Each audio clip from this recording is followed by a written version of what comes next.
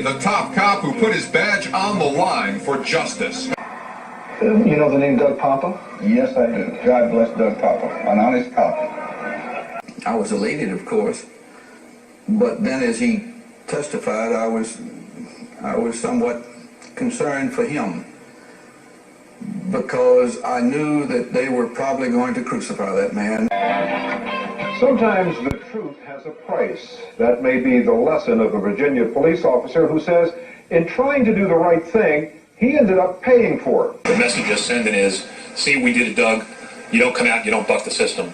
No matter what the reason is, you just can basically keep your mouth shut. But if I wouldn't do it all over again, I would take the badge and I would leave it on somebody's desk and get out of police work. Because the day I can't tell the truth because somebody's pressuring me, and the day the system doesn't want me to tell the truth because somebody's pressuring me, is the day I'd leave the badge on the desk and walk away. Poppa was fired for insubordination. One man who confronted truth and consequences. From Las Vegas, Nevada, this is Doug Poppa, Truth and Consequences Podcast. Welcome to episode 97 for Monday, March 7, 2022.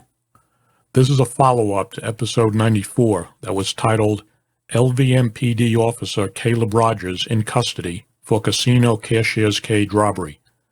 This is another breaking news story from Truth and Consequences with Doug Poppa. In this episode, I will disclose new exclusive inside information that I have received from law enforcement sources relating to disgraced Las Vegas Metro Police Officer Caleb Rogers. Before I get to that exclusive information, here are the circumstances as we know them that led to Caleb Rogers' arrest. Rogers is charged with burglary and robbery on state charges, and also federal charges of interference of commerce by robbery and brandishing a firearm during and in relation to a crime of violence. According to court documents obtained by Truth and Consequences, which you can view on the screenshots, Rogers is charged with robbing 3 Las Vegas casinos. The Rio All-Suite Hotel and Casino on February 27, 2022, the Aliante Casino, Hotel and Spa on January 6, 2022, and the Red Rock Resort and Casino on November 12, 2021. According to a probable cause affidavit filed with the United States District Court on March 4, 2022, by FBI Las Vegas Division Special Agent Zachary Franklin, Franklin states the following. Law enforcement investigating a series of business robberies occurring in southern Nevada between November 12, 2021 and February 27, 2022 came to believe that one man, later identified as Caleb Mitchell Rogers, was the perpetrator in 3 business robberies in Las Vegas and North Las Vegas, Nevada. As recorded on security video and described by witnesses, the man was a white male adult that stood approximately 5 feet 8 inches tall, had a medium build, walked with a unique gait where his left leg kicked forward, and appeared to be between 30 and 40 years old. In each of the robberies, the modus operandi was essentially the same. Additionally, although Rogers appeared to wear somewhat different items of clothing during each robbery, the style of clothing was consistent across all 3 robberies. Rogers also wore black latex gloves during each of the 3 robberies. At approximately 3:38 a.m. on November 12, 2021, a man later identified as Rogers robbed the Red Rock Resort and Casino located in the western part of the Las Vegas Valley at 11011 West Charleston Boulevard in Las Vegas, Nevada, of approximately $73,810 in U.S. currency. Rogers arrived at the location in a pickup truck-style vehicle that had been covered with what appeared to be trash bags, but showing some areas of orange paint. Rogers parked near the east pool entrance and entered the casino wearing dark-colored clothing, a full face mask, and black latex gloves. Rogers walked directly to the casino's cashier's cage and demanded money from the cashier.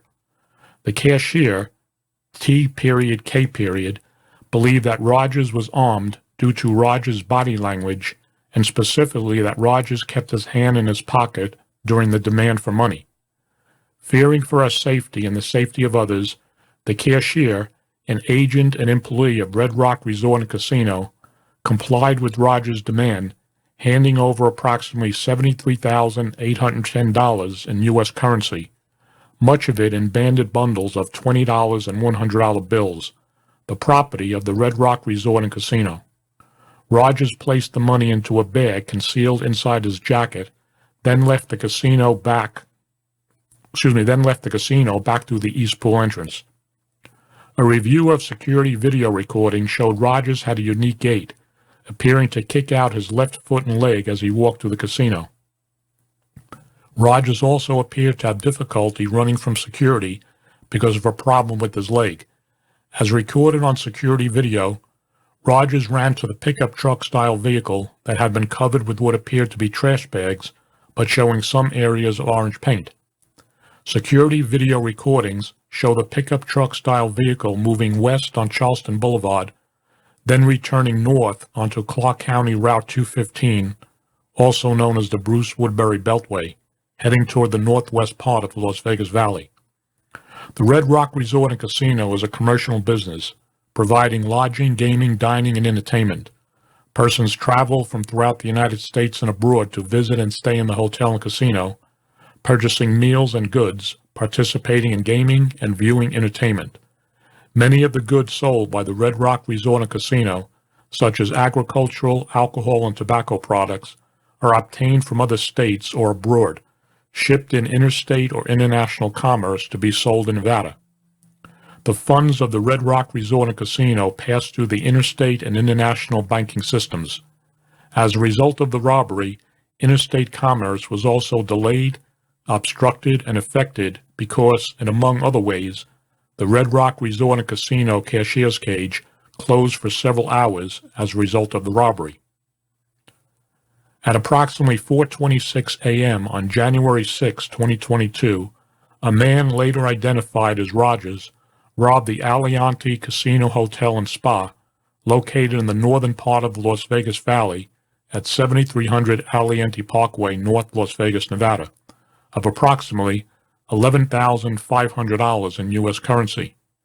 Rogers drove a white-colored Volkswagen hatchback or station wagon-type vehicle to the casino and backed it into a parking space designated for persons who are handicapped, close to a casino entrance. Rogers entered the casino wearing dark-colored clothing, a full face mask, and black latex gloves. Rogers walked directly to the casino's cashier cage. Rogers demanded money from the cashier, an agent and employee of Aliante Casino Hotel and Spa. The cashier, J.F., believed that Rogers was armed due to Rogers' body language, particularly the fact that Rogers kept his hand in his pocket when he made his demand. Fearing for his safety and the safety of others, the cashier complied with Rogers' demand,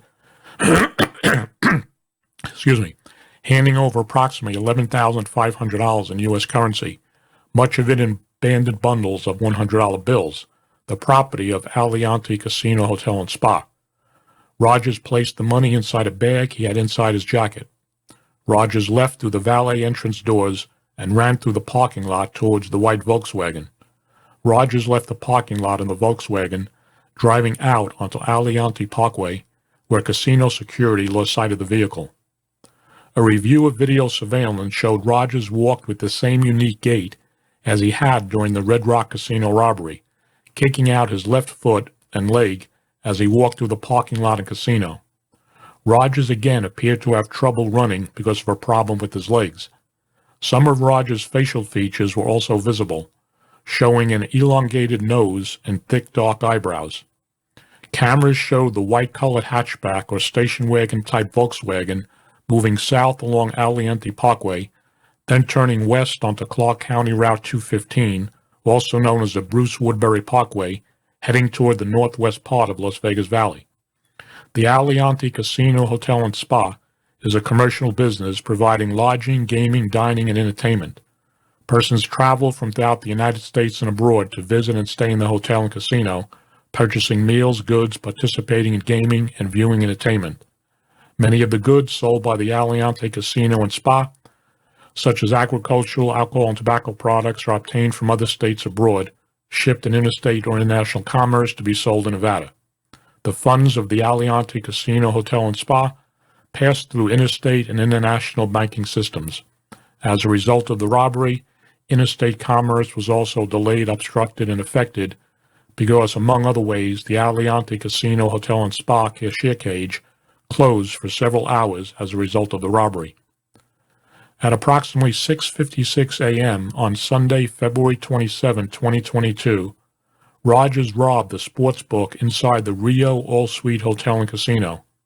As recorded on security video, Rogers entered the Rio All-Suite Hotel and Casino, located in the central part of the Las Vegas Valley, at 3700 West Flamingo Road in Las Vegas, Nevada, wearing dark-colored clothing, a blue face mask, and black latex gloves. Rogers walked from an entrance to the sports book with his hands in his pockets the entire time. Two casino employees, P.D. and S.M. were loading U.S. currency, the property of the Rio All-Suite Hotel and Casino, into the cash drawers of the sportsbook area, preparing for business that day. Sunday, February 27, 2022, would feature 8 NBA games and 8 NHL matches, among other contests. As the employees, both women, employees and agents of the Rio All-Suite Hotel and Casino, transferred the money from a bag into the cash drawers, Rogers ran toward them yelling, quote, "Get away from the money. I've got a gun. I will shoot you," unquote, or words to that effect. Rogers climbed over the counter, grabbed one of the women by her shoulders with both hands, and shoved her to the floor. The woman Rogers shoved to the ground was then more than 60 years old.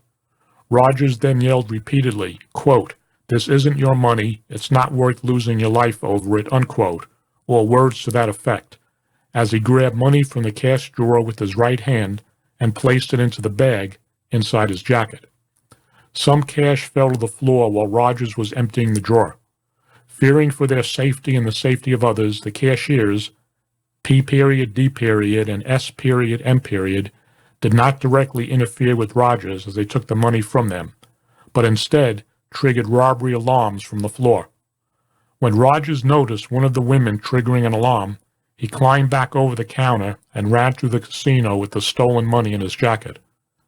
Rio All-Suite Hotel and security, alerted by the alarms, gave chase, following Rogers as he ran out the west doors.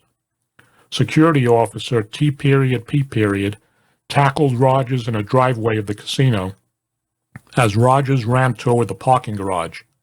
Struggling to escape, security officer T.P. and other Rio security personnel approached. Rogers drew a silver-colored revolver. Still struggling with security officer T.P. and brandishing the firearm with his finger inside the trigger guard and ready on the trigger, Rogers asked the security officers, all employees and agents of Rio All-Suite Hotel and Casino, quote, "Are you willing to be shot over this?" unquote, or words to that effect, and threatened, quote, "I'm going to shoot you," unquote, or words to that effect. In an effort to disarm Rogers, Rio security officer T.P. moved towards Rogers and grabbed the revolver in a way to prevent Rogers from firing it at him, and wrenched it from Rogers' grasp. The security officers were able to restrain and then detain Rogers until Las Vegas Metropolitan Police officers, Metro, arrived and took Rogers into custody. Rogers verbally identified himself to Metro officers as Rogers, P number 15666, giving his name and Metro identification number, a way police officers commonly identify themselves to one another. Metro officers then verified Rogers' identity.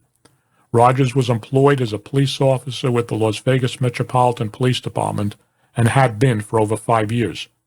Rogers is a white male, 33 years old, 5 feet 9 inches, with a medium build.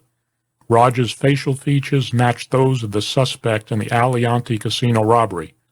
Rogers had a black drawstring bag with the $78,898 in U.S. currency, the property of Rio All-Suite Hotel and Casino, in his possession, inside his jacket when Rio security tackled him, as in the prior 2 robberies. Rogers also wore armor during the robbery, which law enforcement discovered on his person when he was detained and arrested. Rogers had no identification, cell phone, or other electronic devices on his person when detained and arrested. Metro officers seized the firearm Rogers used during the robbery, a silver and black Sturm Ruger & Company model SP-101 357 caliber revolver. When officers recovered the firearm, they noted that Rogers had covered the serial number prominent on the right side of the frame above the trigger well with the yellow-colored sticker. Checking the serial number, which was 57309-886, officers learned that the firearm belonged to the Las Vegas Metropolitan Police Department and was checked out to Rogers during the time frame encompassed by the 3 robberies. The Rio All-Suite Hotel and Casino is a commercial business providing lodging, gaming, dining, and entertainment. Persons travel throughout the United States. I'm not going to read this as the same thing because they're going on for the charge of the interstate commerce. So the same thing as I read earlier. Going on, a review of Rio All-Suite Hotel and Casino security video showed Rogers had parked an unregistered blue-color Chevrolet Ventura van in a parking spot at the Rio All-Suite Hotel and Casino parking garage. Rogers backed the van into the parking space, got out of the van, and walked into the casino to commit the robbery. Rio security cameras recorded Rogers' actions from the time he entered the parking garage and parked the van to the time when he was taken into custody after the robbery. As shown in the security video recordings, Rogers walked with the same unique gait he had displayed during the Red Rock Resort and Casino and Aliante Casino Hotel and Spa robberies, kicking out his left foot and leg as he walked through the parking garage and casino. As in the Red Rock and Aliante robberies, Rogers appeared to have trouble running during the Rio Casino robbery because of a problem with his leg. In a warned recorded interview at LVMPD headquarters, a Metro detective asked Rogers whether there was anything that could have been done to prevent the robberies from happening. Rogers responded, quote, "Nothing," unquote. Investigators obtained a search warrant for Rogers' residence at 9109 Ripple Ridge Avenue, number 102 in Las Vegas, Nevada, in the northwest part of the Las Vegas Valley. During the service of the search warrant, investigators located black latex gloves, paperwork which showed Rogers owned a white-colored 2014 Volkswagen Jetta station wagon with the suspended Nevada registration George King 733 Edward. Occupational inquiry forms from a 2019 knee injury Rogers sustained, eviction paperwork, past due notices, and demand letters. So, there you have it, folks. A synopsis of how all 3 robberies went down. Now, here's exclusive information not reported by the Las Vegas media that Truth and Consequences has received from police sources. FBI Special Agent Franklin mentioned in his affidavit that the firearm used by Caleb Rogers in all 3 robberies, a .357 caliber Sturm Ruger revolver, belonged to the Las Vegas Metropolitan Police Department and was signed out to Rogers. This fact was widely reported in the local media, obviously so because it was written in court documents. But here is what the local media hasn't reported on. According to police sources, the revolver that was signed out to Rogers came from the Las Vegas Metro Police Evidence Vault, where confiscated firearms are stored. I was told that police officers are allowed to sign out confiscated weapons, qualify with them, and carry them on duty as backup weapons. The firearm serial numbers are registered by Las Vegas Metro Police. Officers can sign out the handguns, use them, and then return them to the evidence vault. I was told that some officers sign out the firearms just to shoot them, and then sign the weapons back in when they are finished with them. I have to admit that I never heard anything like this before, but that is what I was told. I can envision some scenarios where a rogue police officer could take advantage of that. I wonder if that policy will now change that Rogers used one of the handguns during his 3 casino robberies. Sources said that after Rogers was arrested, search warrants were executed on all the lockers at the Bolden Area Command where Rogers was assigned. Caleb Rogers worked on a special plainclothes detail known as the Flex Team, which is short for Flexible Deployment Team. I was told that investigators confiscated all the departmental cell phones belonging to Rogers' team members and also a laptop computer used by the Flex Team. Detectives may be conducting a similar internal investigation as they did last year with the rogue Flex Team that was operating out of the South Central Area Command. It started out with one Flex Team police officer tipping off an acquaintance that a search warrant was going to be executed and mushroomed into a full-scale investigation. Another Flex Team officer was allegedly making false arrests related to gun charges, and the Flex Team sergeant sent out a text message asking if any one of his members had the answer sheet for the NCIC test that they have to take every year. I was told that several members of that South Central Area Command Flex Team were fired, and one officer received a 40-hour suspension. Remember to subscribe to the YouTube channel by hitting the red subscribe button. Audio podcasts of all my episodes are available on iHeartRadio, Spotify, Radio Public, and other platforms. Support my independent investigative journalism at paypal.me/Doug Poppa. Follow the Truth and Consequences YouTube channel for more upcoming exclusive news stories that the Las Vegas media will not and/or cannot report on. I am the only investigative journalist in Las Vegas that has consistently broke more stories related to Clark County Sheriff Joe Lombardo's cover-ups and lies as the head of the Las Vegas Metro Police. As always, the pipeline remains open. Just remember this, folks. Rogue, corrupt criminal cops need to be weeded out of the profession, and they are not indicative of the majority of law enforcement officers in the country.